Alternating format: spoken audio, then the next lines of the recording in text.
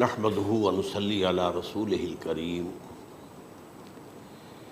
اما بعد فقد قال الله تبارك وتعالى كما ورد في سورة الجاثية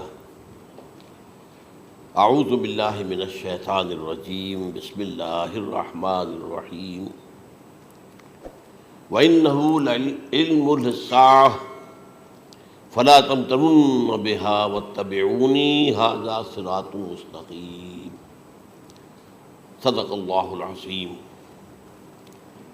رب اشرح لی صدری ویسر لی امری واحلل عقدۃ من لسانی یفقہوا قولی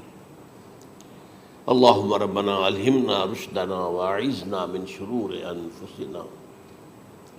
اللہم ارنا الحق حقا وارزقنا اتباعہ وارنا الباطل باطلا وارزقنا اجتنابہ آمین یا رب العالمین۔ قادیانیت سے متعلق ایک بحث کا آغاز ہو گیا تھا، کیونکہ ہمارے علم میں یہ آیا تھا کہ قادیانیوں نے خاص طور پر ماڈل ٹاؤن کو اپنا ایک مرکز اور اپنا اڈا بنانے کا فیصلہ کیا، اور اس کا ہمیں تجربہ بھی حاصل ہو گیا۔ کچھ نوجوان اہل سنت کے نوجوان میرے پاس آئے تھے اور انہوں نے میری توجہ اس طرح منعطف کرائی کہ یہاں پر یہ اپنی جمعے کی نماز کے لیے اوپن گراؤنڈ استعمال کر رہے ہیں اور اس میں لگا لیتے ہیں پارٹیشن وغیرہ، اور بڑی یوں سمجھیے کہ بڑی مہم کے ساتھ دونوں طرف کی سڑکیں بند کر کے، اور جو بھی لوگ مسافر ہیں انہیں بھی دعوت دیتے ہیں کہ آئیں یہاں جمعہ پڑھیں، اور بعض لوگ مغالطے میں وہاں جمعہ پڑھ لیتے ہیں۔ تو اس کے حوالے سے انہوں نے کوشش کی کہ کچھ نہ کچھ اس سلسلے میں، کیونکہ انہوں نے مجھے لا کر قانون دکھایا۔ پاکستان میں جو قانون نافذ ہے وہ یہ ہے، چاہے یہ کہ وہ نافذ نہیں ہے بالفعل، لیکن ہے قانون کی کتاب میں تو موجود ہے، کہ قادیانی اپنے کوئی جو بھی ان کے نزدیک بھی ان کے مذہبی شاعر ہیں ان کو مسلمانوں کی شکل میں برملا علی الاعلان ادا نہیں کر سکتے، کیونکہ وہ تو دھوکہ دینی بات ہو گئی کہ لوگ سمجھیں گے یہ مسلمان ہی ہیں۔ اب جب انہیں، آپ کو معلوم ہے کہ ہماری پوری جو مرکزی اسمبلی تھی، نیشنل اسمبلی، اس کے فیصلے کے تحت قرار دیا گیا بالاتفاق کہ قادیانی غیر مسلم ہے، دائرہ اسلام سے خارج ہے۔ یہ تو فیصلہ ہوا پارلیمنٹ کا اس بڑے پیمانے، بعد میں پھر ضیاء الحق صاحب کے زمانے میں یہ تو ہوا تھا، آپ کو معلوم ہے بھٹو کے زمانے میں، تو ضیاء الحق صاحب کے زمانے میں اسی کی گویا کہ فردر سٹیپ کے طور پر یہ بات طے کی گئی اور قانون بنا دیا گیا کہ وہ اپنی مسجد کو مسجد نہیں کہہ سکتے اور مسجد کی صورت پر نہیں بنا سکتے کہ گزرنے والے کو یہ خیال ہو کہ یہ مسجد ہے۔ اسی طرح وہ اگر کوئی اسلامی شاعر کا ارتکاب کریں گے علی الاعلان تو بھی یہ قابل تعزیر ہے، جرم ہے۔ وہ اپنے کئی احاطوں کے اندر، اپنے گھروں کے اندر جو چاہیں کریں، لیکن کھلے میدان میں آ کر جو شاعر اسلامی باہر ان لوگوں نے سب کچھ اڈاپٹ تو کر رکھا ہے۔ سب سے بڑی بات تو وہ ہے کہ انہوں نے ایک جھوٹے نبی کا اقرار کیا ہے کہ وہ نبی ہے، اس نے ہمارے درمیان فصیل حائی کر دی ہے۔ اب جو اس کو مانتے ہیں ان کے نزدیک ہم کافر ہیں۔ آپ کو معلوم ہے کہ یہ میں بیان کر چکا ہوں کہ حالانکہ قائد اعظم کا کتنا بڑا احسان تھا کہ چودھری ظفر اللہ خان کو انہوں نے فارن منسٹر بنایا پاکستان کا، لیکن جب ان کا انتقال ہوا ہے قائد اعظم کا تو اس کی جنازے کی نماز میں شریک نہیں ہوا، وہ شخص موجود رہا۔ جو دوسرے ممالک کے سفراء آئے ہوئے تھے، ظاہر بات ہے وہ مسلمان تو نہیں تھے، کوئی عیسائی تھے یا کوئی اور تھے، ہندو تھے، بدھ تھے، جو بھی تھے۔ اب چونکہ قائد اعظم کا انتقال تھا ایک مملکت کے صدر کا، تو وہ لوگ سبھی موجود تھے، لیکن ظاہر ہے کہ وہ نماز میں شریک نہیں ہوئے، وہ مسلمان تو نہیں تھے۔ ان کے ساتھ کھڑا رہا یہ شخص، اس نے یہ بات، اور جب اس سے پوچھا گیا کہ تم شریک کیوں نہیں ہو تو اس نے کہا دیکھو بھائی، مجھے یا تو مسلمان سلطنت کا کافر وزیر سمجھ لو یا کافر سلطنت کا مسلمان وزیر سمجھ لو۔ میرے نزدیک یہ کافر سلطنت ہے، میں اس کا مسلمان وزیر ہوں چونکہ میں قادیانی ہوں۔ اب تمہارے نزدیک یہ اسلامی مملکت ہے تو میں کافر ہوں، پھر میں اس کی نماز کیسے پڑھوں؟ تو بہرحال ان چیزوں کی وجہ سے جو دھوکہ دینے والا معاملہ ہو گیا، ورنہ کوئی اور لوگ ہوں یہاں پہ، ہمیں ان سے تعارض نہیں ہے۔ عیسائی بھی ہیں، اپنی تبلیغ کرتے ہیں، کوئی خلاف ان کے رد عمل نہیں ہوتا، الا یہ کہ کہیں یہ واقعہ پیش آ جائے یا کوئی یعنی خام خواہ کو شوشہ کوئی شرارتی لوگ اٹھا لیں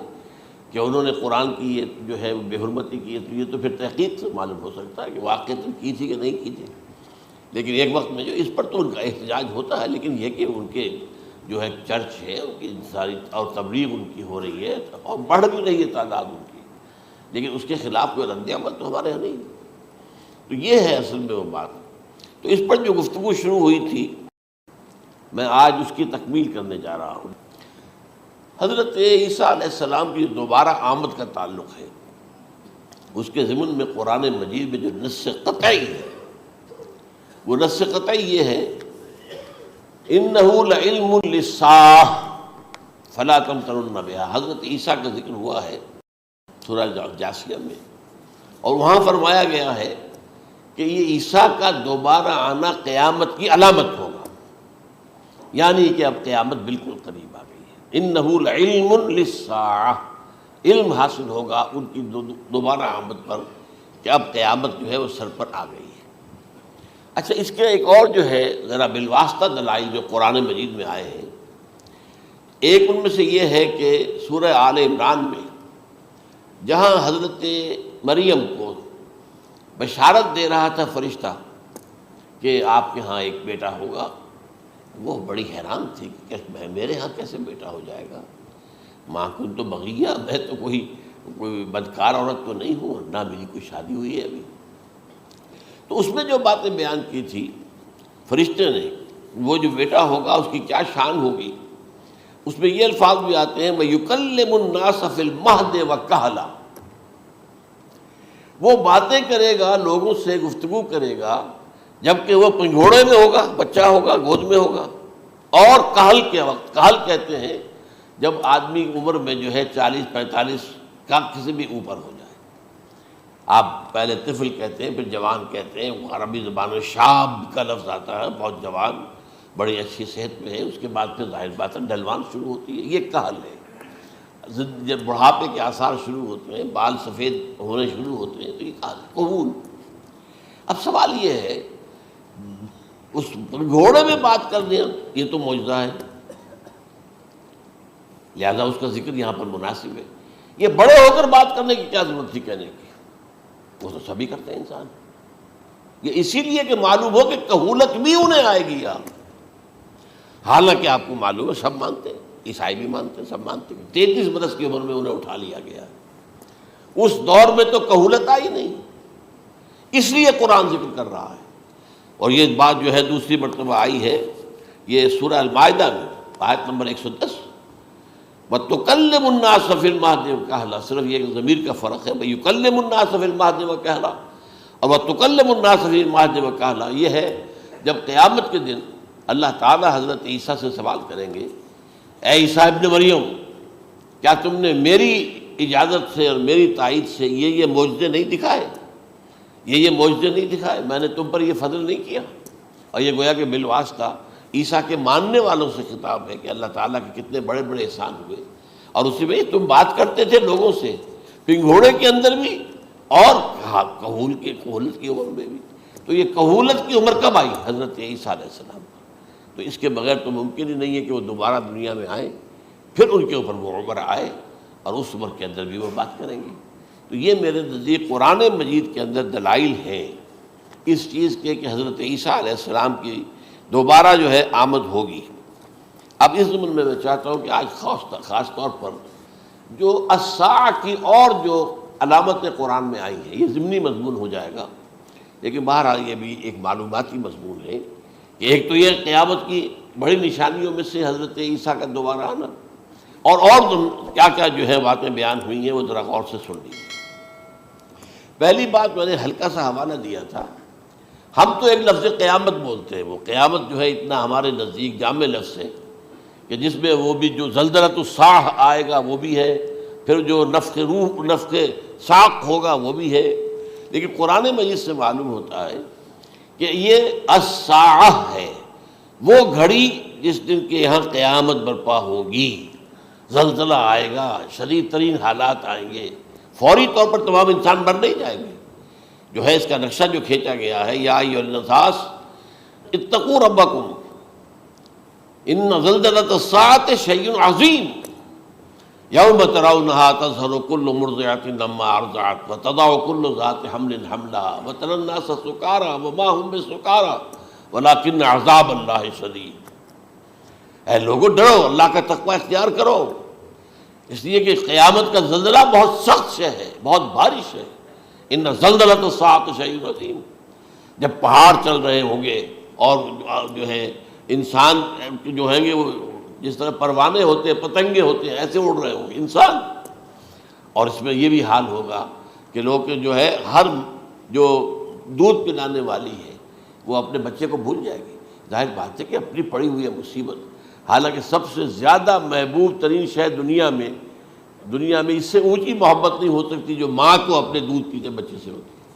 انہیں بھول جائے۔ تذہب کل مرضعۃ عما ارضعت، اور تمہیں ایسا محسوس ہوگا کہ لوگ کسی نشے کی کیفیت میں ہیں، یعنی وہ بدحواش ہیں، وہ بدحواس ہو گئے، لیکن یہ کہ وما هم بسکارى، اور وہ مدہوش نہیں ہوں گے، ولکن عذاب اللہ شدید۔ تو یہ ہے زلزلۃ الساعہ، وہ ایک خاص وقت جو ہے، ایک خاص گھڑی جس میں کہ یہ ہونا ہے۔ اس کے علاوہ قرآن مجید میں القارعہ، القارعہ والقارعہ وما ادراک ما القارعہ، یوم یکون الناس کالفراش المبثوث وتکون الجبال کالعہن المنفوش۔ اب یہ کیا ہے؟ یہ نقشہ قیامت، یہ وہی ہے الساعہ، القارعہ الساعہ۔ اسی کے ساتھ قرآن میں آتا ہے الواقعہ، اذا وقعت الواقعۃ لیس لوقعتها کاذبہ، تو یہ خافضۃ رافضہ، یہ الفاظ سورہ واقعہ میں ہے۔ اسی طریقے سے اور جو ہے الحاقہ، ما الحاقہ وما ادراک ما الحاقہ، یہ تمام جو الفاظ قرآن مجید میں آئے ہیں یہ آئے ہیں الساعہ کے لیے، قیامت کے لیے نہیں۔ قیامت میں بعد میں بتاؤں گا آپ کو۔ چنانچہ 3 نفخے ہیں جو قرآن سے ثابت ہیں۔ نفخ فی الصور، اور اس نفخ فی الصور کا یہ عالم ہوگا یوم ینفخ فی الصور ففزع من فی السماوات ومن فی الارض الا من شاء اللہ، جس دن پھونکا جائے گا سور میں، اور اس وقت صورتحال یہ ہو جائے گی کہ جو بھی آسمانوں میں ہے، زمین میں ہے، سخت پریشانی اور سخت پشیمانی اور ایک طرح کے مرعوبیت اور خائف ہو کر رہ جائیں گے، الا ان کے کہ جن کو اللہ چاہے، اس کے کوئی ملائکہ مقربین ہوں گے۔ من فی السماوات ومن فی الارض ہے، اس کے ساتھ ہی یہ کہہ دیا گیا ہے، لیکن یہ باقی پورے لوگوں کے اوپر، پوری مخلوقات کے اوپر ایک جو ہے گھبراہٹ کی کیفیت طاری ہو جائے گی۔ تو یہ ہے پہلا فضا۔ دوسرا فضا کیا ہے؟ فضا صعق، صعق کہتے ہیں آدمی کا بے ہوش ہو جانا۔ یہ دوسری مرتبہ جب سور پھونکا جائے گا، وَنُفِخَ فِي الصُّورِ فَصَعِقَ مَن فِي السَّمَاوَاتِ وَمَن فِي الْأَرْضِ إِلَّا مَا شَاءَ اللَّهُ، یہ ہے کہ اس کے بعد وہ سب کے اوپر موت طاری ہو جائے گی۔ یہ دوسرے سور پھونکے جانے کے بعد ہے۔ پھر ثُمَّ نُفِخَ فِيهِ أُخْرَى، پھر ایک مرتبہ اور پھونک ماری جائے گی، یہ تیسرا ہو رہا ہے۔ فَإِذَا هُمْ قِيَامٌ يَنظُرُونَ، تو اچانک سب کے سب کھڑے ہوں گے اللہ کی طرف دیکھتے ہوئے۔ اب یہ جو ہے یہ ہے یوم القیامہ، قام یقوم قیامتاً، کھڑا ہونا،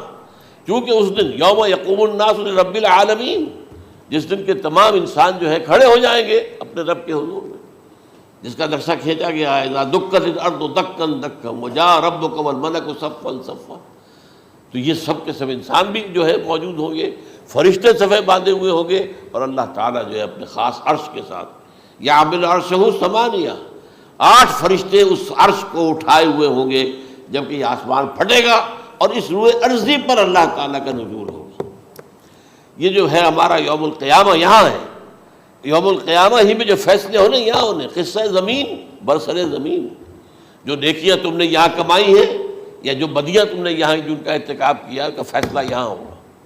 اس کے بعد واللہ عالم کچھ اور بھی چیزیں ہیں، لیکن یہ کہ وہ سب عام طور پر لوگوں کے علم میں نہیں ہے۔ میں نہیں چاہتا کہ خام خواہ کسی نئی بات سے کوئی جو ہے ذہنوں کے اندر کوئی ایک تشکیک پیدا ہو جائے، شبہات پیدا ہو جائے، لیکن یہ چیزیں جو میں نے آپ سے عرض کی یہ از قرآن ثابت ہے، اسی زمین پر اترنا ہے۔ وجاء ربک والملک صفا صفا، یہ سب کے سب آئیں گے،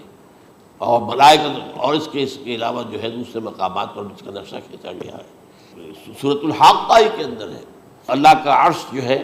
8 فرشتے اٹھائے ہوئے نیچے اتریں گے۔ تو یہ تمام چیزیں قرآن مجید میں مذکور ہیں، اور یوم القیامہ یہی ہوگا، لیکن وہ ہے یوم القیامہ، ہم قیامت کہتے ہیں اس کو، جس کو قرآن کہتا ہے الساعہ، الزلزلہ، الحاقہ، القارعہ، الواقعہ، یہ ہے در حقیقت جو پہلا معاملہ ہے کہ اس کے اندر جو ہے فضا ہو جائے۔ اب دیکھیے جو علامات قیامت احادیث میں آئی ہیں وہ میں آج آپ کو سنا رہا ہوں۔ ان کو دو حصوں میں تقسیم کیا جاتا ہے، علامات صغریٰ، علامات کبریٰ۔ چھوٹی نشانیاں جو درجہ بدرجہ درجہ بدرجہ درجہ بدرجہ حاضر سامنے آئیں گے۔ ایک ہے بالکل قیامت سے متصل قبل بڑے جو خرق عادت واقعات ہوں گے وہ آئیں گے۔ اچھا، پہلی چیز کے سلسلے میں حضرت انس رضی اللہ تعالیٰ عنہ سے یہ مروی ہے اور یہ حدیث متفق علیہ ہے۔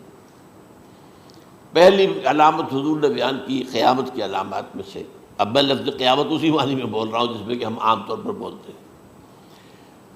آپ نے فرمایا علم اٹھا لیا جائے گا، جہالت کا دورہ ہوگا۔ اب یہ کون سا علم اٹھایا جائے گا؟ سائنس کا علم نہیں، دین کا علم۔ آج تو ساری قدر و قیمت جو ہے جس کے لیے دوڑتے ہیں لوگ، لاکھوں روپے کی فیسیں دے کر، ایم بی اے ہو رہے ہیں، یہ جو ہے اکاؤنٹنسی کا پاس کر رہے ہیں، یہ سی اے کر لیا ہے، یہ کوئی اور جو ہے فزکس میں، کوئی کیمسٹری میں ڈاکٹریٹ کر لی ہے، ڈاکٹر بن گئے تو کیا ہی کہہ رہے ہیں۔ اس لیے کہ بڑی چیز جو پاکستان سے ایکسپورٹ ہوتی ہے وہ ڈاکٹر ہیں۔ جو اتنے بڑے پیمانے پر جو کالج کھلے ہوئے، 3 لاکھ روپے ایک سال کی فیس، 5 لاکھ روپے ایک سال کی فیس، یہ کیوں لیتے ہیں اور کیوں لوگ دیتے ہیں؟ کہ موقع مل جاتا ہے ایم بی بی ایس کر کے۔ امریکہ کے اندر بھی ڈیمانڈ ہے، ان کے ہاں ڈاکٹر جو ہیں جتنے ہونے چاہیے نہیں ہے، لہذا اور بھی بہت سی جگہوں پر ڈیمانڈ ہے۔ تو جس چیز کی مارکیٹ میں ڈیمانڈ ہے وہ علم ہے۔ آج علم کمپیوٹر کا علم ہے یہ، حالانکہ ان میں سے کسی کے اوپر لفظ علم کا اطلاق میرے نزدیک غلط ہے، جہالت ہے۔ علم وہ ہے جو ذہن کو جلا دے، جو سوچ کو جلا دے، روشنی پیدا کرے، دماغی روشنی، وسعت دے، انسان کے فکر کو وسعت دے، اس کے ذہنی جو ہے جو افق ہے اس کو وسیع کرے۔ علم تو وہ ہے جو حقیقت کے کیا علم بھی اس سے عطا فرمائے۔ قرآن ہے، حدیث ہے، باقی اور چیزیں جو اس سلسلے میں آ سکتی ہیں وہ ہے کہ جو قرآن اور حدیث کی سمجھنے میں مومن ہوں اور زیادہ جو ہے اس کے تک فہم کو آسان کر دیں۔ لیکن یہ کہ فرمایا علم اٹھا لیا جائے گا، جہالت کو فروغ ہوگا۔ ظاہر بات ہے ایک ہی بات ہوئی ہے۔ دوسرے نمبر پہ یہ کہ جہالت کو فروغ ہوگا۔ نمبر 3 زنا کثرت سے ہوگا۔ نمبر 4 شراب نوشی عام ہو جائے گی۔ نمبر 5 عورتوں کی تعداد بہت زیادہ ہو جائے گی، مردوں کی تعداد کم ہو جائے گی، یہاں تک کہ 50 عورتوں کا خیر خبر کرنے والا، کوئی نگرانی کرنے والا، وہ ایک مرد۔ اچھا، یہ تو ہے ایک حدیث جو میں نے آپ کو بیان کر دی، متفق علیہ، یہ بخاری اور مسلم دونوں میں ہے۔ دوسری حدیث بخاری کی ہے، اس کو حضرت ابو ہریرہ رضی اللہ تعالیٰ عنہ نے روایت فرمایا ہے، قیامت آئے گی جب امانت ضائع ہو جائے گی۔ آج ہمارے ہاں امانت کے ضائع ہونے کا جو نقشہ ہے شاید پوری دنیا میں کہیں اور نہیں۔ جس طرح کے غبن یہاں ہوتے ہیں، جس طرح کک بیکس جو ہے وہ لیے جاتے ہیں، اس غریب یعنی قوم غریب ہے لیکن یہاں وہ امیر بہت بڑے بڑے لوگ ہیں، وہ تو دنیا بھر کے ٹاپ کے امیروں کے اندر ان کا شمار ہو جائے گا۔ لیکن یہ کہ یہ سب امیر کیسے بنے؟ غبن بلین ڈالرز کا، اب تو اس سے کم کی تو بات ہی نہیں ہوتی۔ فلاں نے اتنے بلین جو ہے پیسے اپنا جو ہے قرضہ معاف کرا لیا۔ بھائی کس نے کیا، کون کرتا ہے معاف؟ یہ کسی کے باپ کی جاگیر ہے؟ یہ پیسہ بینک کے اندر حکومت کا ہے کہ حکومت کو اختیار ہو کے وہ رائٹ آف کر دے ان کے جو ہے ان کی جائیدادیں کرو ضبط۔ لیکن ہوتا کیا ہے، بینک آفیسر بے ایمان ہے، وہ کہتا تھا 1 کروڑ کا قرضہ لے جاؤ، 10 لاکھ مجھے دے جاؤ، چاہے تم میرے پاس کوئی ڈاکومنٹ جو ہے ایسے نہیں دے سکتے، حالانکہ ہونا چاہیے کہ اتنا بڑا قرضہ لے رہے ہو تو ڈاکومنٹس یہاں پر ہمارے سامنے لاؤ کہ اگر تم نہ دے سکو تو ہم ان ڈاکومنٹس کے ذریعے سے تمہاری جائیداد، تمہاری کوئی جاگیر، تمہاری کوئی اور چیز اس پر قبضہ کریں۔ جب وہ وقت آتا ہے دیکھتے تو یہ ڈاکومنٹس ہی فیک ہیں۔ اللہ نہ خرچ کیا کرے گا کوئی؟ بینک کا باپ بھی واپس نہیں لے سکتا۔ اور یہ سب کس کی بے ایمانی ہے؟ وہ جو بیٹھا ہوا بینک مینیجر سارا سودا اس کے مابین ہوتا ہے کہ 1 کروڑ ہے نا، 10 لاکھ مجھے دو، 90 تم لے جاؤ، باقی یہ کہ ٹھیک ہے میں تمہارے جو ڈاکومنٹس تم پیش کر رہے اس میں کوئی اعتراض نہیں کرتا، بس جاؤ۔ اور نمبر 2، حکومت نااہلوں کے سپرد ہو جائے گی۔ یہ ہے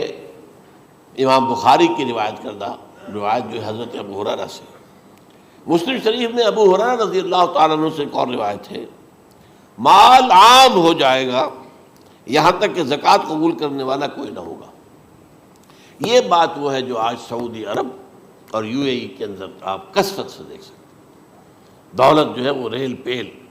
ابھی تھوڑا سا آیا ہے معاملہ خاص طور پر دبئی میں، کیونکہ وہاں بہت زیادہ کنسٹرکشن ہو رہی تھی، تو پوری دنیا میں آپ کو معلوم ہے کہ جو ریئل اسٹیٹ کہلاتا ہے اس کا حال بہت پتلا ہے، لیکن وہاں کے دولت ریل پیل ہے ہر جگہ پر۔ اور سب سے اہم متفق علیہ روایت، متفق علیہ کیا، وہ تو حضرت عمر سے بھی مروی ہے، ابن عمر سے بھی مروی ہے، ابن عباس سے بھی مروی ہے، ابو ہریرہ سے بھی مروی ہے، عبداللہ ابن مسعود سے بھی مروی ہے رضی اللہ تعالیٰ عنہ اجمعین۔ اور یہ وہ حدیث ہے جسے کہا جائے حدیث جبرائیل، جسے ام السنہ بھی کہا گیا۔ اس میں جو آخری سوال کیا حضرت جبرائیل نے حضور سے، چوتھا، پہلا یہ تھا کہ اسلام کیا ہے مجھے بتائیے، ایمان کیا ہے، اس کی حقیقت کیا ہے یہ مجھے بتائیے، تیسرا احسان کیا ہے یہ بتائیے، چوتھا یہ کہ قیامت کے بارے میں بتائیے کب ہوگی۔ حضور نے فرمایا کہ اس کے بارے میں جس سے سوال کیا جا رہا ہے وہ اس سے زیادہ نہیں جانتا جو کہ سوال کر رہا ہے۔ اب اس کے کئی مفہوم ہو سکتے ہیں کہ بہرحال یا تو حضرت، چونکہ بعد میں معلوم ہوا کہ حضور نے پہچانا نہیں کہ یہ جبرائیل ہے، بلکہ جب سوال جواب ہو کر وہ چلا گیا شخص تو اچانک حضور کے ساتھ ذرا ردو ہو ہی لیا، ذرا بلانا اس کو دوبارہ لانا۔ اب جو دیکھا کہ یہ وجود ہی نہیں اس کا، آسمان نے اس کو چکھ لیا، زمین نے نگل لیا، کیا ہوا ہے؟ پھر آپ نے وہ یہ جبرائیل تھے جو تمہیں تمہارا دین سکھانے آئے تھے، جبکہ تم سوال نہیں کر رہے ہو۔ یہ بڑے بیسک کوسچن تھے، اس لیے کہ دنیا کے ہمارا نظام اسلام پر ہے، ایمان پر نہیں ہے، اس لیے کہ ایمان کو ویریفائی کر ہی نہیں سکتے۔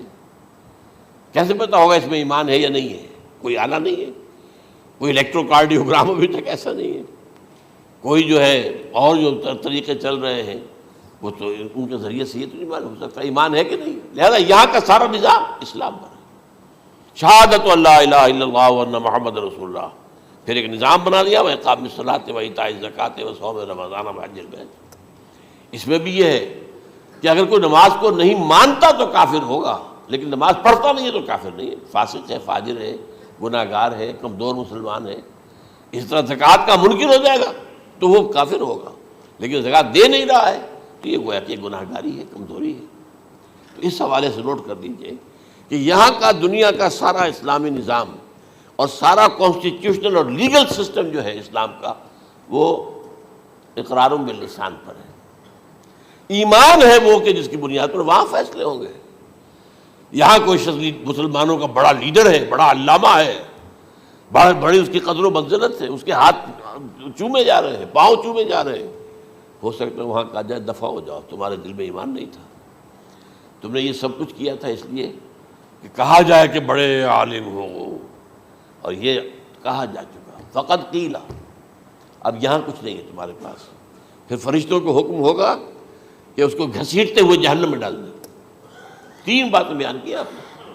یہی حشر اس کا ہوگا مالدار کا۔ اللہ پوچھے گا میں نے تمہیں بہت مال دیا، تم نے کیا کیا؟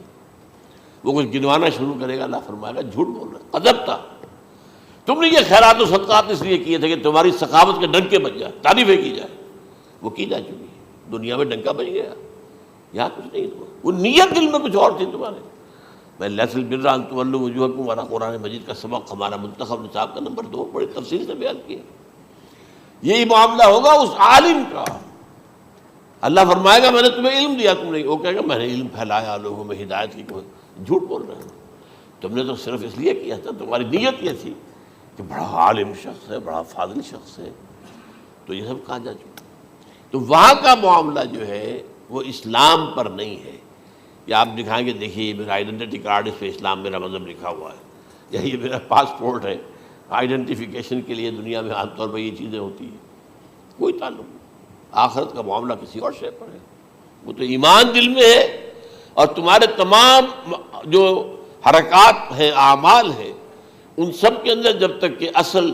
جو قوت متحرکہ ہے وہ اللہ کی محبت نہ بن جائے، اخلاص للہ، بحب اللہ للہ، اور یہ کہ یہ تمام چیزیں جیسا کہ فرمایا، ایک حدیث بڑی پیاری ہے، ایمان کی تکمیل کی علامت کیا ہے؟ فرمایا من احب للہ وابغض للہ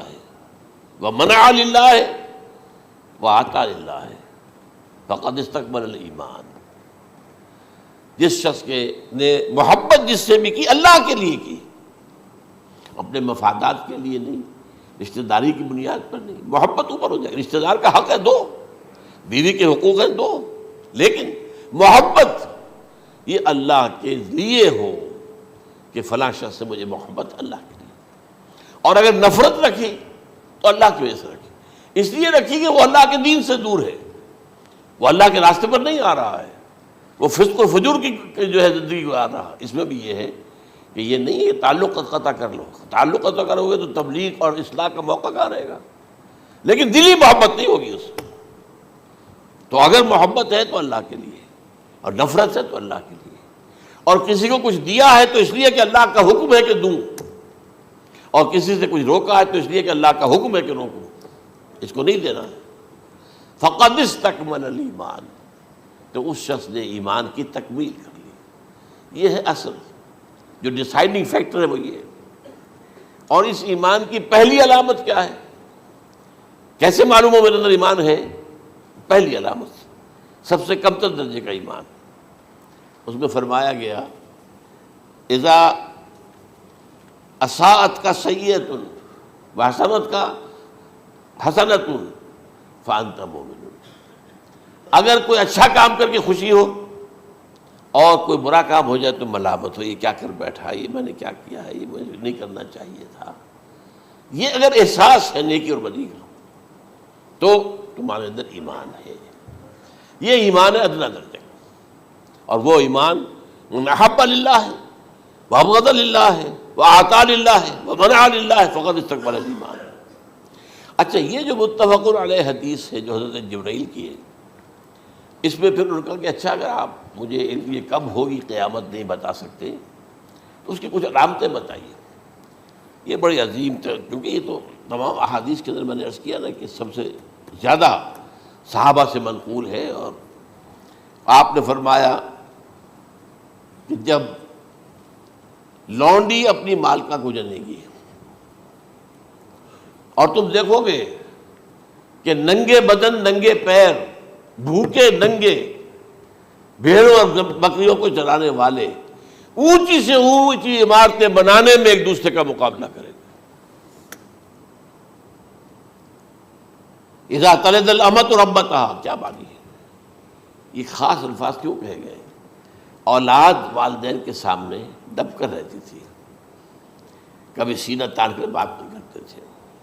ٹھیک ہے، کوئی بات آپ مان نہیں سکتے، ابا جان یہ بات تو میں نہیں کر سکتا، یا فرض کیجئے کہ وہ آپ کو کسی نیکی سے روک رہے ہیں، کہ دینی کام سے روک رہے ہیں، ابا جان یہ تو میں نہیں کروں گا، یہ تو دین کا فرض ہے، یہ کہیں آپ، اور ڈٹ کر کہیں اور جمیں اس پر، لیکن یہ کہ کوئی سرکشی کا انداز نہ ہو، ایسا نہ ہو کہ اپنے جناب سینے کو تان کر کے کھڑے ہو جائے، میں نہیں کروں گا، یہ نہیں، یہ غلط ہو جائے۔ اچھا، اولاد میں بیٹی جو ہوتی تھی وہ زیادہ سبارڈینیٹ، سبمسو، بات ماننے والی، کہیں بھی سر اونچا نہ کرنے والی، اور آخری دور میں کیا ہوگا، بیٹیوں سے مائیں ڈریں گی، انہیں ٹوک نہیں سکتی کسی بات پر، پتہ نہیں کیا بک دے گی، کیا بکواس کر دے۔ یہ تو ہمارے ہاں ہو گیا ہے، باہر کیا ہے تو آپ یہ بھی نہیں پوچھ سکتے۔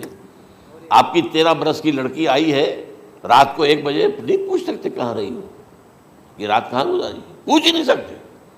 یہ پوچھنا بھی جرم ہے۔ اپنے چھوٹے بچے کو آپ نے ایک تھپڑ مار دیا، تہذیب ہے، سکھانا ہے، غلط کام کیا ہے، اس کی سرزنش ہو رہی ہے، فوراً وہ اگر ایک فون کر دے گا پولیس آئے گی، بچے کو لے جائے گی، اسے لا کر کہیں اور جو ہے ڈپازٹ کرے گی، اور آپ پر مقدمہ چلے گا، آپ کو اس کی سزا بھگتنی ہوگی۔ ظاہر بات ہے کہ پھر وہاں سرکشی کا کیا عالم ہوگا، پھر اولاد کہاں سر جھکائے گی، کس درجے میں جھکائے گی، اس کی تربیت عثمانی میں ہوئی نہیں۔ تو ان تلد الامۃ ربتہا، گویا کہ بیٹی کے نزدیک ماں جو ہے وہ ایسی ہو جائے گی جیسے لونڈی، گویا کہ لونڈی نے ایک اپنی مالکہ کو جنم دیا ہے، بیٹی مالکہ بن جائے گی اور ماں جو ہے لونڈی بن جائے گی، اور دولت کی ریل پیل کا ابھرتا دکان، یہ جو بھوکے ننگے اور مفلس، کیا حال تھا 100 برس پہلے، انہیں کھانے کو کچھ نہیں ملتا تھا۔ یہ مشرقی ساحل پر تھے، یہ سوائے یہ کہ مچھلیاں پکڑ لی، اللہ اللہ خیر اللہ وہ کھا لی، یا کہیں ان کو بیچ دیا، کوئی بنڈی لگ گئی، بنڈی لگ جاتی تھی وہاں، اور کیا تھا۔ اور مغربی ساحل پہ کیا ہوتا تھا، ساری ان کی معیشت حج کے گرد گھومتی تھی، حاجی آئے ہیں، خریداریاں کر رہے ہیں، اور آپ کو معلوم ہے پوری دنیا سے مال پہلے بھی پہنچتا تھا وہاں، آپ کو جو ہے ہر ملک کے ہر کونے کا پھل وہاں مل جائے گا آج بھی۔ اور وہاں پر یہ ہے کہ سب سے بڑی بدوؤں کے لیے سب سے بڑی بات کیا تھی، قربانی کا گوشت، اسے وہ سکھاتے تھے، سخت چمڑے کر کے کھاتے تھے، یہ ان کا حل تھا۔ آج جا کر دیکھیے نئے شہر بن رہے ہیں، امریکنز کو کانٹریکٹ دیے جا رہے ہیں، بالکل ماڈرن شہر بنا دو، ایک ایبسلیوٹلی ماڈرن شہر جو ہے، وہ جو مشرقی ساحل کے اوپر جو پہلے سے آرام کو سٹی ہے، امریکن سٹی ہو، اس کے اندر کوئی سعودی بھی داخل نہیں ہو سکتا سوائے جس کے پاس اس سٹی کی طرف سے لائسنس نہ ہو، اور اس کی چار دیواری کے اندر، چار دیواری کیا فصیل کے اندر کہی ہے، جو چاہو کرو، کوئی تم پر پابندی نہیں، ننگے نہاؤ، تالاب ہے نہا رہے، ننگی عورتیں ننگی مردیں نہا رہے، کوئی پوچھنے والا نہیں۔ اب اسی قسم کا ایک سٹی آباد ہونا جا رہا ہے مغربی ساحل پر، جدہ اور ینبوع کے درمیان، اور اس میں اصل میں جتنی بھی دولت ہے جو پیٹرول کی ہے، وہ وہیں پر رکھ لی جاتی ہے امریکہ کے اندر، تاکہ امریکہ جو ہے ایسے ایسے پروجیکٹ بنا کر جب تمہیں دے گا تو اس میں سے پیسے دے گا، وہ نہیں ملتی ان کو واپس۔ بہرحال یہ تو ایک میں نے ایک جگہ آپ سے ذکر بھی کیا تھا، دی کنفیشنز آف این اکنامک ہٹ مین، وہ کنفیشنز کی بات جو ہے، اگر آپ میں سے کسی کو دلچسپی ہو تو اسے پڑھیں کہ کس طریقے سے 1973 کے آئل امبارگو کے بعد جو شاہ فیصل شہید کے زمانے میں ہوا تھا، پھر جس طریقے سے امریکہ نے ان تمام ممالک کو جکڑ لیا ہے، اس کا پورا جو پروسیس کیا تھا وہ سامنے آتا ہے۔ بہرحال اس کے بعد آتا ہے علامات کبریٰ کا ذکر، بڑی علامتیں جو کہ بالکل خرق عادت کے انداز میں ہوگی، جن کا معاملہ جو ہے وہ آپ کے ناپ تول میں نہیں آ سکتا، آپ کی کیمسٹری فزکس اس کا جو ہے وہ نہیں کر سکتی، ادراک ہوگا یہ قیامت کی۔ ان میں نمبر 1 کیا ہے، ایک بہت بڑا دھواں آئے گا، پوری دنیا کو لپیٹے گا۔ نمبر 2 دجال کا ظہور ہوگا، جو اپنی خدائی کا دعویٰ لے کر آئے گا اور بنوائے گا، اس کے ہاتھ میں ہو جائیں گے، قبضے میں ہو جائیں گے سارے ذرائع پیداوار کے، اس کی طرف بھی پہلا قدم اٹھ چکا ہو، ٹرپس کے نام سے معاہدہ ہو چکا ہے، کوئی ملک اپنا بیج پیدا نہیں کر سکتا ہو، یہ بیج ہم نے ڈیولپ کیے ہیں، ان کے ڈیولپمنٹ سے پہلے تم ایک ایکڑ سے کتنی گندم لیتے تھے، آج کتنی لے رہے ہو، کس بنا پر؟ جینیٹکس کا جو کام ہم نے کیا ہے اس کی بنا پر ہو رہا، ہاں تو ہمارا حق ہے، اس کی رائلٹی ہمارے پاس آنی چاہیے، لہذا صرف ان اداروں سے، ملٹی نیشنل سے خریدا جائے گا بیج، اور بیج بھی وہ دیں گے وہ کہ جس سے جو فصل اگے گی وہ بیج نہیں لا سکتی، وہ بیج کا کام نہیں کر سکتی۔ جیسے آپ کو معلوم ہے کہ آپ کے ہاں جو گوشت کھایا جاتا ہے مرغے کا، تو مرغا وہ جو ہے اس میں مرغا ہو یا مرغی ہو، اس کے اندر کوئی وہ کیفیت ہی نہیں ہے، ان کے انڈے جو ہے ان سے آپ بچے حاصل نہیں کر سکتے، ہے تو انڈا، دیکھنے کو تو انڈا ہے، لیکن وہ بنڈا جو ہے اس سے بچہ تو نہیں حاصل کر سکتے۔ ایسے ہی وہ گندم کا بیج دیں گے، نظر آئے گی گندم، لیکن اس کے اندر وہ صلاحیت نہیں ہے کہ اس سے جو فصل اگے گی اس کا نتیجہ جو ہے وہ بھی آپ لے سکیں، یہ ہونا ہے، اللہ جانے، قدم اٹھ رہے ہیں ادھر۔ پھر یہ ہے کہ دابۃ الارض، زمین سے ایک حیوان نمودار ہوگا، زمین شق ہوگی۔ ابھی میں کہہ رہا ہوں خرق عادت ہے، یہ چیزیں وہ نہیں ہیں جو ہماری کسی حساب کتاب میں جو باتیں پہلے آئی ہیں وہ تو حساب کتاب میں آ رہی ہیں، ساری سمجھ میں آ رہی ہیں، ساری چیزیں مشاہدہ ان کا ہو رہا ہے، لیکن یہ ہے کہ دابۃ الارض، یہ کہتے ہیں کہ کوہ صفا، اس میں تو نہیں ہے حدیث میں، کوہ صفا پھٹے گا اور اس میں سے ایک حیوان دابہ وہ ظاہر ہوگا، تو اسی لیے فرمایا ہے وَإِذَا وَقَعَ الْقَوْلُ عَلَيْهِمْ أَخْرَجْنَا لَهُمْ دَابَّةً مِّنَ الْأَرْضِ تُكَلِّمُهُمْ، تو ہم اندر سے پیٹ کے چیر کر زمین کے پیٹ کو ایک حیوان کو برآمد کریں گے جو انسانوں سے بات کرے گا، گفتگو کرے گا۔ نمبر 4 طلوع الشمس من المغرب، یہ بھی خرق عادت، سورج تو طلوع ہوتا ہے مشرق سے، غروب ہوتا ہے مغرب میں، لیکن اس وقت معاملہ الٹا ہو جائے، یعنی جو کائنات کے اندر جو گڑبڑ ہوگی کچھ سمجھ میں بات آتی ہے کہ یہ معاملہ جو ہے یہ تو اس پورے سولر سسٹم کو اگر بدل دیتے ہیں تو مشرق مغرب ہو جانا، مغرب مشرق ہو جانا، یہ بالکل سمجھ میں آنے والی بات ہے۔ اس کے بعد ہے عیسیٰ ابن مریم کا نزول، جس کے بارے میں آج میں نے گفتگو کی ہے تفصیل سے۔ یہ نزول ہونا ہے، یہ علامات قیامت میں سے حضور نے بیان فرمایا ہے، اور قرآن مجید کی جو اصطلاحات ہیں اس کے حوالے سے میں نص قطعی جو ہے وہ میں آپ کے سامنے رکھ چکا ہوں۔ پھر یاجوج ماجوج کا ایک معاملہ ہے، یہ میں ابھی اس وقت زیادہ اس پر بات نہیں کر سکتا۔ حضرت عیسیٰ علیہ السلام کے نزول کے بعد 2 کام ہوں گے، یہودیوں کا قلع قمع ختم، تمام یہود، ایک کام تو یہ ہونا ہے، اور نمبر 2 عیسائیت کا ختم ہو جانا، عیسائیت کی نفی کر دیں گے، بھائی تم مجھے خدا کا بیٹا بنائے بیٹھے ہو، میں تم خدا کا بیٹا نہیں ہوں، میں تو اس کا بندہ ہوں، رسول ہوں، میں نے تم سے کب کہا تھا کہ مجھے خدا کا بیٹا بناؤ۔ نمبر 2 یہ کہ وہ خنزیر کو قتل کر دیں گے، یعنی یہ تم نے خنزیر کب سے کھانا شروع کر دیا، میں تو تم کو نکاح اجازت دے کر گیا تھا، یہ تو شریعت موسوی میں حرام تھا، اور میں کہہ کر گیا تھا کہ یہی شریعت تم پر لاگو رہے گی، ہاؤ کم تم نے کیسے یہ؟ آج بھی بہت سے رومن کیتھولکس جو ہے وہ سور نہیں کھاتے، وہ اس میں ہے ان کے اندر کچھ نہ کچھ بعض جو ہے جو حضرت عیسیٰ کی تعلیمات کا کچھ اثر ان کے ہاں ہے۔ میں تو ایک مرتبہ، یہ 1971 کی بات ہے، 4-5 دن کے لیے برسلز میں رکا تھا، اس لیے کہ وہاں مجھے ایک صاحب نے خط لکھا تھا کہ وہاں ایک نوجوان ہے، ابھی اس ایمان لایا ہے، اور اس کے کچھ مسائل ہیں، ہم کوشش کر رہے ہیں ان کے مسائل حل کریں، آپ بھی جا رہے ہیں۔ میں انگلینڈ جا رہا تھا تو واپسی پر آپ ان کے یہاں چند دن ٹھہرے، میں حیران ہوا، ویسے اس نے مجھے اپنے گھر ٹھہرایا نہیں، اس لیے کہ ماں باپ تو اس کے کرسچن تھے، اور پولیس کا چیف آفیسر اس کا باپ تھا، چیف آف پولیس فورس۔ اس نے مجھ سے 1 دن کھانے پہ بلایا، میں ہوٹل میں ٹھہرایا مجھے، اس نے کہا آپ اطمینان سے یہاں کھانا کھائیں، اس گھر میں نہ آج تک کوئی شراب کی بوند آئی ہے اور نہ ہی کوئی بوٹی آئی ہے سور کی۔ رومن کیتھولکس، اب اکلوتا بیٹا تھا یہ عبدالعزیز، اس نے بعد میں نام رکھا، وان کینٹر اس کا نام تھا جو کہ اوریجنل تھا، پھر اس نے نام رکھا عبدالعزیز وان کینٹر، پرانا نام بھی بہرحال رکھا، نہایت ایک نہایت خوبصورت، 28 سال کی عمر تھی، اور اس وقت میں نے دیکھا تھا کہ اس کی فقہی معلومات جو ہے میری معلومات سے 10 گنا زیادہ۔ اس کی وجہ کیا ہے؟ وہ گیا تھا موراکو میں ایز اے ٹیچر ملازمت کرنے، پیسہ کمانے، وہاں وہ مسلمانوں سے اس کا ہوا رفت ضبط ہوا، اسلام کی تعلیمات سامنے آئی، اسلام لے آیا، اب اکلوتا بیٹا ہے، اور ماں باپ جو ہے کرسچن کیتھولکس۔ جب وہاں سے واپس آیا تو پھر کہتے ہیں کہ ہمارے درمیان ایک معاہدہ ہے، وی آر لیونگ ٹوگیدر، لیکن یہ معاہدہ ہے ہم مذہب پہ بات نہیں کریں گے، بس باقی جو بھی ہے وہ ساتھ رہ رہے ہیں۔ لیکن میں حیران ہوا، مجھے معلوم نہیں تھا۔ اچھا، اس کے بعد اس نے جب اسلام کا فیصلہ کیا تو اس کے سامنے سوال آیا کون سی فقہ اختیار کروں، تو اس نے بڑی جو ہے تھورو اسٹڈی کی ہے تمام فقہوں کی، کمپیریٹو اسٹڈی، ان کو کرنے کے بعد پھر فائنل فیصلہ اس کا یہ تھا کہ حنبلی فقہ میں اختیار کروں۔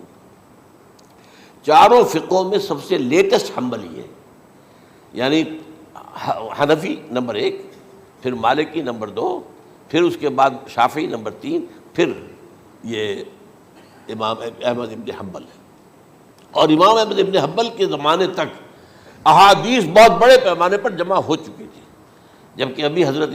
امام ابو حنیفہ کے زمانے میں کوئی اتنا زیادہ جو ہے حدیث کا بھی ذخیرہ نہیں بنا تھا۔ اسی پر تو لوگ حیران ہوتے ہیں کہ زیادہ حدیث امام ابو حنیفہ کے علم میں نہیں تھی،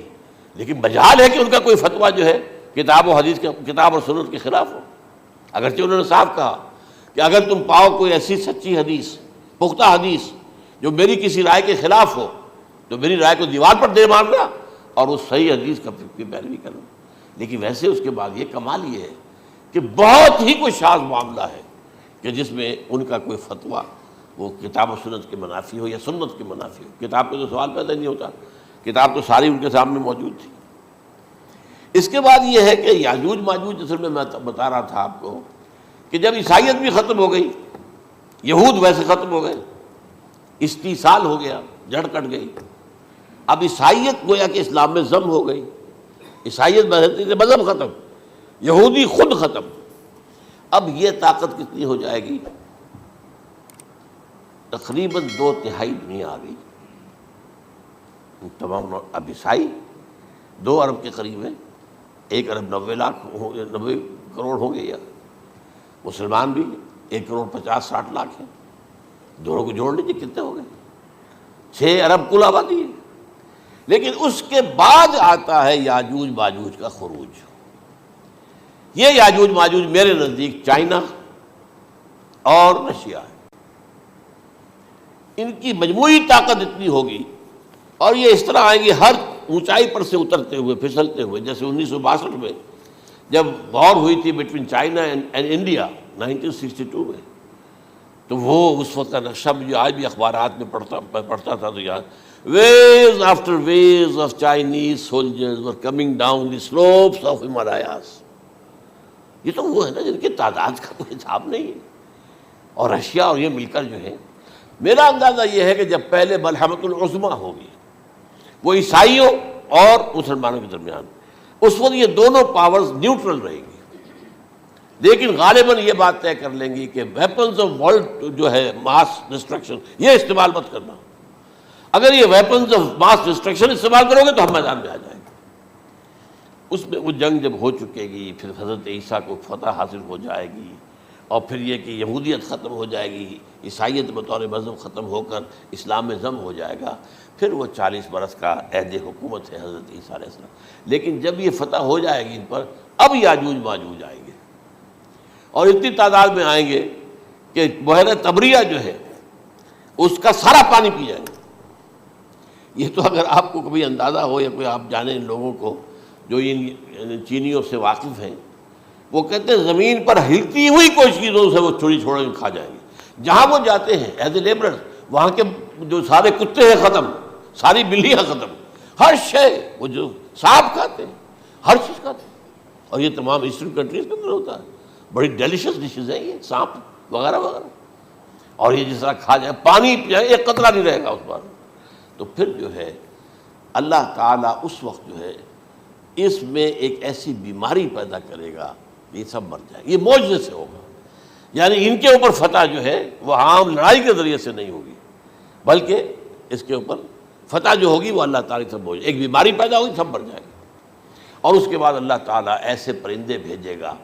بڑی لمبی لمبی گردنوں والے، وہ ان سب کو کھا جائیں گے، جیسے ہمارے ہاں گدھ ہوتے ہیں، وہ ان کو صاف کر دیں گے۔ ورنہ تو یہ ہے کہ پوری دنیا کے اندر جو بدبو اور جو پیدا ہوتا معاملہ اس سے، تو اس نوع انسانی کی بقا ممکن نہیں تھی۔ ان کے خاتمے کے بعد پھر یہ ہوگا کہ حکومت اسلامی جو ہے پوری دنیا میں حضرت مسیح علیہ السلام کی ہوگی، 45 برس وہ رہیں گے، اسی میں وہ کہلن بھی آ جائے گا، وہ فی المہد و کہلن جو میں نے شروع میں بیان کیا تھا، اسی میں پھر یہ ہے کہ وہ شادی بھی کریں گے، ان کی اولاد بھی ہوگی، اور پھر ان کا انتقال ہوگا تو حضرت حضور صلی اللہ علیہ وسلم کے حجرے میں، وہیں پر جہاں حضور اور ابو بکر اور عمر رضی اللہ تعالیٰ عنہم دفن ہیں، وہیں پہ ان کو دفن کیا جائے گا، اور قیامت کے دن حضور فرماتے ہیں کہ میں اور یہ تینوں ساتھ نکلیں گے۔ تو یہ ہے واقعات و واقعات۔ بہرحال اس میں یہ ہے کہ یہ نوٹ کر لیجئے کہ جہاں تک ہمارے ہاں آج کل کا معاملہ ہے، میرے نزدیک میں یہ کہنے پر مجبور ہوں، جو رفع و نزول مسیح کو نہیں مانتا وہ کم سے کم منکر حدیث ضرور ہے، میں اس سے کم کا فتویٰ نہیں دے سکتا۔ اب یہ ہے کہ جو لوگ مہدی کو نہیں مانتے ان کا معاملہ میں مختلف سمجھتا ہوں، چند منٹ لے رہا ہوں آپ کے، اور اس لیے کہ ان کی حدیثیں صحیحین میں نہیں ہیں، بخاری مسلم میں نہیں، اور یہ کہ بہرحال ان کا معاملہ جو ہے وہ ایسا نہیں ہے حضرت عیسیٰ کا۔ حضرت عیسیٰ کے آنے کا جو کچھ ہوگا وہ تو میں نے آپ کے سامنے بیان کر دیا، لیکن یہ ہے کہ حضرت مہدی ہمارے نزدیک اس میں خرق عادت کوئی ہے ہی نہیں، جیسے ہر صدی کے مجدد ہوتے ہیں، آخری صدی کے مجدد وہ ہوں گے، اور میرے نزدیک یہی آخری صدی ہے، اور اسی میں حضرت مہدی کا ظہور ہو جانا۔ سعودی عرب میں کوئی خانہ جنگی ہوگی کسی بادشاہ کے انتقال پر، اور پھر اس وقت یہ ظاہر ہوں گے، اس وقت ملک کے حالات کو سنبھالنے کے لیے لوگ ان کو زبردستی نکالیں گے، چھپے ہوئے ہوں گے ایک گھر میں، یہ حضرت ام سلمہ رضی اللہ تعالی عنہ کی روایت ہے کہ ایک بادشاہ کے انتقال پر یہ خانہ جنگی ہو جائے گی اور ایک شخص مدینے سے بھاگ کر مکے میں چھپ جائے گا. یہ تو ہے ان کے الفاظ، میں توجیہ کر رہا ہوں. یہ لوگ ان کی طرف دیکھ رہے ہوں گے کہ یہ جو وقت آیا ہے فتنے کا ہماری قوم پر، ہمارے ملک پر، تو ان کی شخصیت ایسی ہے کہ یہ بیچ میں آئیں، صلح صفائی کرائیں، اور وہ جو ہے اس ذمہ داری سے بچ کر بھاگیں گے اور جا کر مکے میں چھپ جائیں گے. پھر لوگ انہیں تلاش کر کے نکالیں گے اور زبردستی ان کے ہاتھ پر بیعت کریں گے، ورنہ وہ اتنے بڑے منصب کو. اور پھر یہ بھی ہے، ایک حدیث میں آتا ہے یصلحو فی لیلۃ واحدہ، ایک رات میں ان کی مکمل اصلاح کر دیں گے. یعنی اگر کوئی تھوڑا بہت نقص اور عیب کوئی ہوا بھی، کوئی کمی کوتاہی ہوئی بھی، تو اللہ تعالیٰ ایک رات میں اصلاح کروا دیں گے. لیکن ہمارے نزدیک اس قدر کوئی خرق عادت ہے ہی نہیں. البتہ جو کہتے ہیں اہل تشیع، وہ خرق عادت ہے کہ ان کے 12ویں امام جو ہے وہ بچپن ہی کے اندر اس خوف سے کہ جو بنو عباس بادشاہ ہیں وہ ان کو قتل کر دیں گے، تو وہ ایک غار میں چھپا دیے گئے. اب وہ 1200 برس سے اس غار کے اندر چھپے ہوئے، اور اس کے بعد وہ ظاہر ہوگی، وہ امام مہدی ہوں گے. اس میں خرق عادت ہے، لیکن میں یہ کہتا ہوں کہ محض خرق عادت کی بنیاد پر ہم اس کی نفی نہیں کریں گے. کیوں؟ کیا ہم یہ نہیں مانتے کہ اصحاب کہف 300 برس تک سوئے رہے؟ یہ کیا عام بات ہے؟ حضرت عزیر علیہ السلام اللہ نے انہیں موت دی، موت، اور 100 برس کے بعد زندہ کر کے اٹھا لیا. تو خرق عادت حضرت عیسیٰ کو ہم اتنا بڑا خرق عادت مانتے ہیں کہ اٹھا کر آسمان پر، تیسرے آسمان کے اوپر ہیں، موجود ہیں، اب بھی ہیں. شب معراج میں تیسرے آسمان پر حضور کی ملاقات ان سے ہوئی. تو یہ خرق عادت کی بنیاد پر نفی نہیں ہم کرتے. ہو سکتا ہے، لیکن یہ کہ اس کے لیے ہمارے پاس کوئی دلیل نہیں، کوئی احادیث نہیں، کچھ نہیں، اس لیے ہم اس کو نہیں مانتے. البتہ خود وجود جو ہے حضرت مہدی کا، وہ کوئی عجیب بات نہیں ہے. وہ تو جیسے پہلے بھی آئے ہیں ہمارے مجددین، ایسے مجدد ہوں گے اور دین کو تازہ کر دیں گے. ایک صحیح اسلامی ریاست جو ہے وہ عرب میں قائم ہو جائے گی دوبارہ. حضور نے فرمایا وہ عدل اور انصاف سے عرب کو اسی طرح بھر دے گا جیسے کہ وہ اس سے پہلے ظلم اور جور اور زیادتیوں کے سے بھری ہوئی ہوگی. تو یہ کام ہوگا، یہ تو مجدد کا کام ہوتا ہی ہے اس حوالے سے. لیکن بہرحال میں نے پھر بھی کہا کہ اگر احادیث کی کمزوری کی وجہ سے کہ صحیح عین میں نہیں ہے، اگر کوئی شخص انکار کرے تو مجھے کوئی اعتراض نہیں ہے، ٹھیک ہے. لیکن جو حضرت عیسیٰ کے نفع سماوی اور حضرت عیسیٰ کے نزول کا انکار کرتا ہے، وہ کم سے کم، میں انہیں اور آگے کوئی فتویٰ نہیں دیتا کہ وہ کافر ہو گئے یا یہ ہو گئے یا وہ ہو گئے، لیکن منکر حدیث کے لائن میں تو وہ لازماً کھڑے ہو گئے، کیونکہ اتنی واضح اور پکی حدیثیں ہیں حضرت مسیح کے نزول کی، اور علامات قیامت میں جس طرح ان کا ذکر آتا ہے کہ اس سے انکار جو ہے وہ جب تک آپ پوری حدیث کے ذخیرے کا انکار نہ کریں اس وقت تک ممکن نہیں ہے. اقول قولی ھذا واستغفر اللہ لی ولکم ولسائر المسلمین والمسلمات.